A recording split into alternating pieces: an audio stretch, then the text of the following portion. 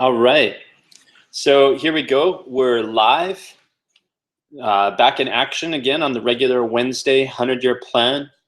Health tips, tricks, hacks, really the leverage, the simplest or lowest common denominator for increasing your health span. I want you to be well. I want you to live to be 100, 120 easily, because that's what our DNA is designed to do. And really the things that cause problems, that limit us, have to do with, well, the big three actually: trauma, toxicity, and tension. Okay, there's three different ways that things can go sideways and drive us away from creating the health and well-being that we want. Gotta make my phone go silent here. Totally forgot that I was on the webinar. Bad form, but it's going crazy. You know, things are rolling through at a rate that I can't even comprehend right now. So, water. If you're not drinking it, get up. I'll babble for the next 2 minutes. You go and get your water bottle, your glass, you fill it up, and we're gonna finish 2 of these during this time today. These glasses measure out at about 500 mils each. We're metric where I'm from. So that's gonna be a liter in this hour. Now, why? We're 75% water, and water is the ultimate solution. It's a bit of a pun, but literally it is the means to dilute a lot of the toxicity and actually tension. You know, in the tension corner of the triangle, the 100-year plan, again, the big three, the three things that wear us down, that make us weaker, that reduce our health span and contribute to, you know, ending quality of life much too soon: trauma, toxicity, and tension. You can hydrate to reduce 2 of those quite easily, right? I mean, think about the trauma one even. What happens when you go into the hospital? You get the, you know, the TV movie stuff, right? They're in the bed, they're in ICU, beep, beep, and they've got the ventilator in, and what's in their arm? An IV with saline. They're hydrating right into the bloodstream. So hydration, hydration, hydration. I'm simplifying it by saying it. We are 75% water, honestly, closer to 90 for many parts of the body. All right, if you haven't already, postural shift. I'm gonna do a lot of habit training today. I'm gonna talk to you a little bit about habits and process. And so again, I was standing, now I moved side to side a little bit, wiggled my shoulders, reset. On the ergonomic side of things, you've got 10 to 15 minutes in any one position, and then it starts to dip. The system starts to fail. We're not meant to be perfectly still for long periods of time. That's why meditation is so challenging or difficult, okay? If we numb ourselves and stare at a computer, TV, work, whatever it is, something that distracts us, we can ignore our bodies. But you'll notice when you calm down your mind and pay attention to your body, you don't like to be still. The mind doesn't like to be still. You still the mind, you realize the body wasn't really meant to be still either. So sitting, not your best choice, okay? I'm here at a standing workstation. If you have that option, do it. If you don't, create it. I'm noticing it now even in coffee shops. I was at the library the other day too. Standing desks are everywhere. People are starting to get it. Water.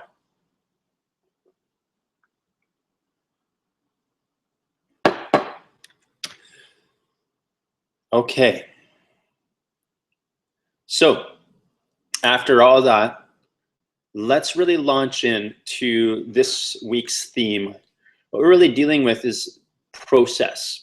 I've talked in the last few weeks about health and well-being. We started getting a little bit into, I guess, healing as a concept, some of the principles behind it. The key principles to the 100-year plan are understanding that this thing in its entirety it's self-healing. It's a self-healing mechanism. It wants to be well. It wants to win. You know, DNA is designed to reproduce itself successfully, to give us the best opportunity to do that. And you just don't want to end up eaten by the wolves. You know, they go out and they weed out the weakest animal in the pack. They separate it from the pack, and then they take it down. That's natural selection. And we're designed to avoid natural selection at all costs. So our bodies will do all sorts of things to make that possible. And if we just use the tools that we have the way it was designed to be, we can come out of the other end a lot more successful. And here's the key point. I know this is the selling feature or the clincher for every single one of you: with very little effort. Okay, you can make this easy. Go for the easy wins, right? It does not have to be hard or challenging. They use hard or challenging to market and sell all sorts of stuff to us by providing the easy solution. And I'm here to tell you, a lot of the easy solutions are even simpler than they are easy, and many of them are free. They don't take much effort or time.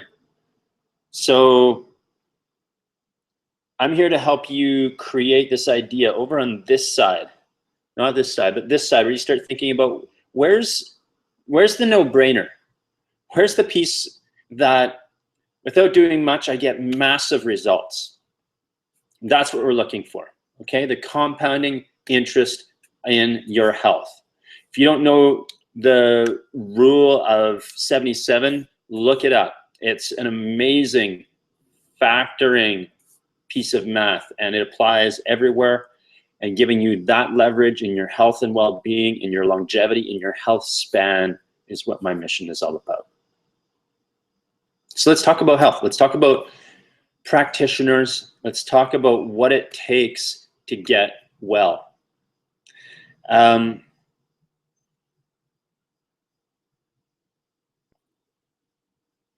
The first thing is commitment. When we talk about commitment, it occurs on a few different levels, and it's a commitment to process, it's a commitment to the relationship, and it's a commitment to the work. So let's use a couple examples here.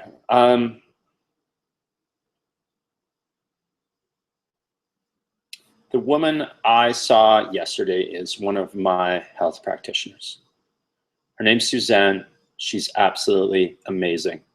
No, she's not available. She's busy. It took me a year on her wait list to get into her client flow. So that's something I look for. I look for somebody who's that good. How did I find them? I networked. I asked questions. I talked to other people. I dealt with other health professionals. Her name went around a lot. And then I got her number, and then I called her, and then I booked an appointment. And I waited a year to get that appointment. You know, a client had to quit for me to get in. What's Suzanne do? Too complicated. I'd take this entire webinar to explain all the different things that she does, how much knowledge that she has. She's been in practice for over 25 years, and she's one of those people, which I love. I'm obsessed with this kind of stuff. She's a bit like me that way. A book a week. A book a week. She's taking in that much information constantly. Now, my interests are more varied. I'm a little bit broader. I've got like stuff about like outdoors, mountains, mountaineering, being, adventuring, business, economics, finance, personal development, all these things. She's digesting that information material still primarily in the health stream. So what do I get when I go to see her? Well, number one, I learn. While she's working on my body, I'm just in conversation, asking questions. I take notes after the session. She's brilliant. Number two, and this is another key distinction, she's been in practice for over 25 years. This is somebody who's got a level of mastery. right? You don't get to spend 25 years in that kind of a business successfully if you're not good, first off. And secondarily, if you're not developing, right? I don't know how long her longest client is, but when I was taking my training in the Pilates world and apprenticing with my teacher, who's a master teacher in the world of Pilates, who brought in the master teachers in the world of Pilates. I trained with 3 of them who were taught by Pilates himself, and she was the next step down. So taking a look at it that way, there's a big thing in these businesses in terms of apprenticeship and lineage. I am Joseph Pilates' grandson. I was trained by his children. And so I was looking for that too. Who has been trained by who? What's the lineage like? Now, some art forms are a little bit older. Okay, Chinese medicine is 3,000 years old, 4,000, 5,000 years old as a practice. But there are still masters within it. And if you can find somebody who's been trained by a master, you'll get mastery. Now, that doesn't mean that you should become a holistic health practitioner and go and learn Chinese medicine, but go and see the people who've been doing what they do, who've made it a part of their life, who've devoted a huge amount of their soul to becoming masterful in it. So Suzanne's one of these people. Speaking about the Chinese medicine sort of thing, there's this other fellow, Brent, same deal. Now, I don't go to see him. I did a couple of sessions with him just to check him out. The guy is brilliant. Have I sent dozens of people to him since? Absolutely, hands down, no argument. Why? Because he fit all that criteria. He's a bit younger. It's kind of like me. He hasn't been in practice for 25 years. He's been in practice for over 10, 15, somewhere around there. I mean, that's how long I've been doing this work. But most importantly, he just had that essence to him. This stuff is a part of his life. It's a part of his work. It's interwoven with his being. And he lives and breathes it. So that's a second key distinction. It's not just how long have they been doing it, but how deeply involved are they with this work. Now, let's get into the big deal of stuff. Process. How long do you see somebody like Suzanne or Brent for? Well, personally, I see somebody like Suzanne for a lifetime. You know, I hope she's around. She's a bit older than me, but I hope she's around for another 20 or 30 years, because the benefits I receive from being committed to the practice with this person, doing the homework that she sends me home with, making the adjustments and recommendations in my diet and lifestyle, following that stuff, I leave with a prescription, a plan, something to implement. And I do it, and I do it religiously, straight through till the next time that I see her. Okay, so that's absolute key. And this is where we're getting into that relationship stuff, right? I'm 100% responsible for taking the work on. I'm going to say that a couple more times. I'm 100% responsible for taking the work on. Me, Jacob. So if I go for that session and I expect her to fix me, which is kind of our North American style, it's a little bit crazy. I should just spend that money on a nice meal.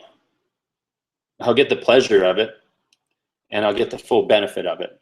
You know, 12 hours, it goes in, it comes out. Done. That's the value of that kind of transaction.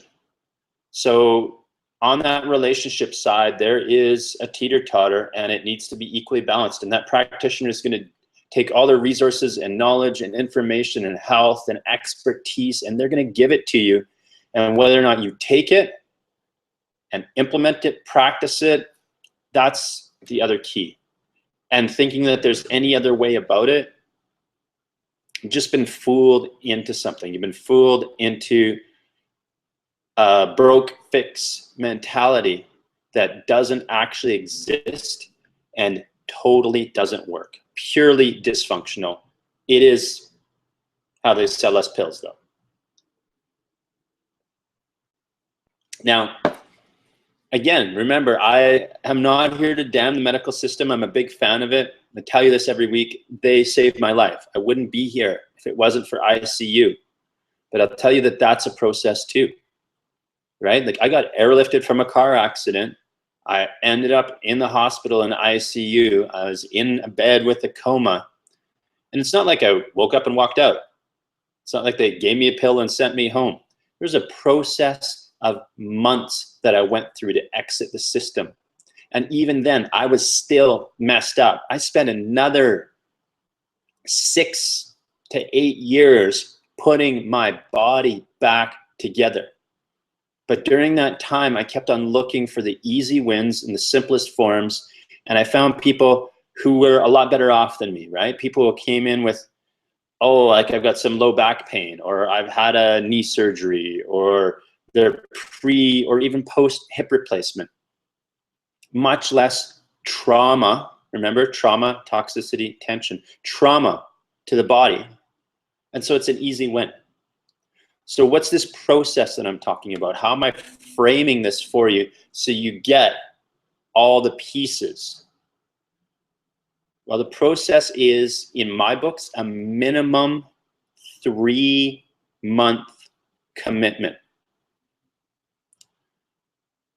If you go to see a practitioner, I don't care if you go for a massage, see a chiropractor, acupuncturist, these are just some of the examples. There's 1,000 names I could put out there. You're looking, again, for those first 2 distinctions. They're deeply involved, they're passionate, it's their work. Their work is their life. They live and breathe it. It doesn't mean they're like psychotic about their stuff being the only way to do something, but they've dug deep into the practice. Secondarily, they're regenerating. They're always making themselves new and discovering and creating within their work. Again, my 2 examples, Suzanne, Brent, both perfect examples. But third, they are committed to process. I've been seeing Suzanne for years. That's how her stuff works. Now, the frequency isn't high. I'm really healthy, so I see her 4 times a year, every 3 months. The live blood analyst I went to had a similar process. It was a year-long process for her to help you regenerate new cells and tissue, grow a whole new digestive system. And you can do that in a year. You can grow a whole new digestive system in a year. But the bare minimum, the basics, the test period, the place that you commit to before you even decide, is this not working? Minimum 3 months. Now, that doesn't mean that you have to see everybody for 3 months. You know, an acupuncturist for an ankle sprain, it's not that acute. You might go and see them and they're just like, oh, I'm going to needle you here and here. It's going to take 2 or 3 sessions. That's only a couple of weeks and you're done. But if you're taking on health, and if you're really committing to this relationship, and if you're working with a masterful practitioner, which is what I suggest you do, you take a look at that 3-month window, because there's a few different things running here. And on the level of the nervous system, you want to commit to something for 90 days to get a deeply integrated habit change. Drink water. You also want to take it through a regenerative cycle of tissue. Now, we replace a lot of cells every day. Remember, 300 to 500 billion new cells every single day. And as we're going through that process, we're creating new cells, old ones are dying, we're growing them into new habits, into new spaces, into new environments. If we're doing anything proactive, we can create a positive arc. So to get a result, you give it Again, like I said, a minimum of 3 months to let the tissue do the changing, because it doesn't change that fast. If you change tissue quickly, let's say, oh, the position of a joint, if you change the position of a joint too quickly, that's like rolling your ankle. That's a sprain. It's too much too fast. It's too quick of an adjustment. And that's where the swelling and stuff comes from. It's a shock to the body. Don't do it. Bad. So, process and commitment to the process and putting in the time it takes to really get a generated result through continuous feedback is fundamentally a key. Now, you have to choose who you work with. And remember, we didn't go too deep into this piece yet, but who you work with really deeply matters. There has to be some synergy. The relationship with the practitioner, the vibe, the gut check, the affinity is another word for it. The feelings are just as important. If you're uncomfortable, if you're nervous, if you're weird, if they're weird, if there's something that just doesn't work, and they could be the best, whatever, chiropractor on the planet, but if the vibe isn't there, it doesn't fit. It's not a match. It doesn't matter whose vibration it is. It's just that there are these two waves that don't line up. There's disharmony instead of harmony. So you want to find people that you overlap with well, that it feels right. It is something that fits. You get that it's like, oh, I found this person, or they found me. So looking at those two pieces are really key components. And of course, it's got to be something you subscribe to, you know, a modality that makes sense to you, at least on the surface. I'm not a skeptic on that level. I buy into pretty much everything, or I'll give people a shot and try their stuff out. It doesn't mean they're always amazing practitioners, but I usually get what they're doing and where their system comes from, that there's value to it. You don't always have to believe what they say is possible, but the back of your mind, you know, your subconscious, that skeptical part, it does need to get quieted at some point. And so that's where the feeling of results comes in. So you have to be willing to go through the eye of the needle, commit to the process, give it some time to cause some results. And remember that you may very well be missing a key part of the system. Remember, brain, body, mind. It starts with the brain, goes through the body, down to the mind, and then it feeds back up to the brain. That's something that a lot of people have numbed out. There's not a well-defined pathway there. There's literally a lack of channels for information to travel from the mind back up to the brain. Classic example of that is proprioception. You know about people who have incredible proprioceptive skills as part of their wiring. We call them athletes, right? They're almost magical in their abilities to get in the right space at the right time and move their bodies relative to, oh, say, the center of gravity of the earth, like a tumbler or a gymnast, right? Things like that. And so that proprioceptive skill set is something that takes time to develop. And a lot of these practices and practitioners, especially, but not limited to, the world of movement, it's all about developing that. So I want you to really keep that in mind and get that that's part of that 90-day habit commitment. Part of that 3-month process is you need to wire new pathways. You need to develop new skill sets. And some of it's very passive. You're relying on the practitioner to take you there. You can't like read a book and figure it out, because it's from the mind back up to the brain. and from the brain down to the body. It's these top two channels that, again, we kind of dumbed down or numbed out a lot, especially in our culture and society. You don't get better at this stuff sitting behind a desk, working in a cubicle, walking around with your headphones on, just kind of shutting the world out. Now, I live in the city and it's noisy out there, and the headphones, they help me. You know, they're a benefit. I totally get that piece. I'm just saying I go other places into environments where I get the training done.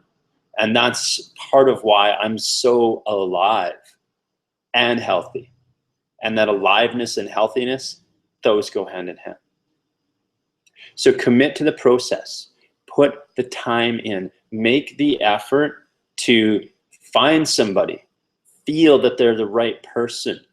Get that you're going to commit to what they recommend as a healthy and appropriate treatment process or arc. Go back and see them again when they ask you to, and go through that 3-month window. Now, if you see a physio, and there are some brilliant physios out there, if you see a physio and they give you 3 weeks or 5 weeks of appointments for your injury, great. And they give you exercises for your injury, even better. And if you do those exercises for the next 2 months after those appointments, you're getting the full benefit of what they have to offer you. Okay, you're starting to get what I'm saying about that piece of responsibility in there? That's the key part. You may not be able to put in the time, afford the time, have the coverage to pay for the appointments for 3 months straight. They may not be able to afford the time because they're like, listen, your injury is basically done. I've got somebody who really needs me. You're at this place. I've gotten you to this plateau. Your job is to go out and practice to elevate yourself past this place, especially if you're going to go back and take on the activity that caused the problem in the first place, sports injury or habit. And remember, we've been covering this for a few weeks now. 98% of the time, the injuries that come through the doors are 5, 10, 15-year-old problems, and the pain that you're in is just a symptom. Okay, it's a straw that broke the camel's back. You finally pushed things too far and they broke apart on you. That's how it happens. And you're just not aware of it because that brain body and that mind body, that top of the triangle, it gets numbed out. It's covered with dust or ash. It's just been sitting idle for a long time, and your proprioception isn't there, developed into alignment.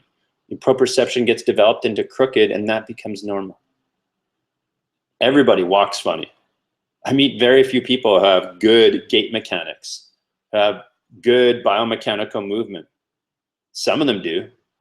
We call them athletes. They seem naturally gifted.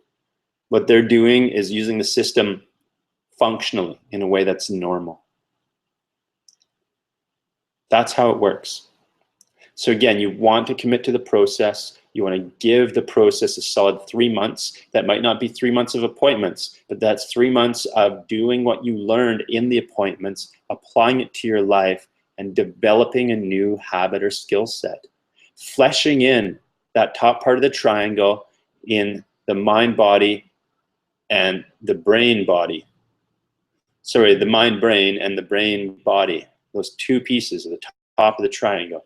And really developing yourself into a higher level of proprioception, connectivity, presence in your body, aliveness.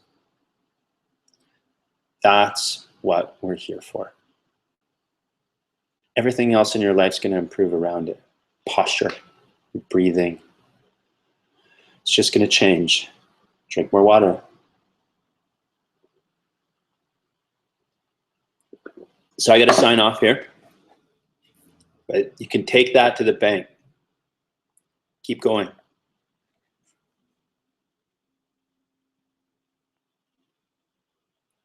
See you next week.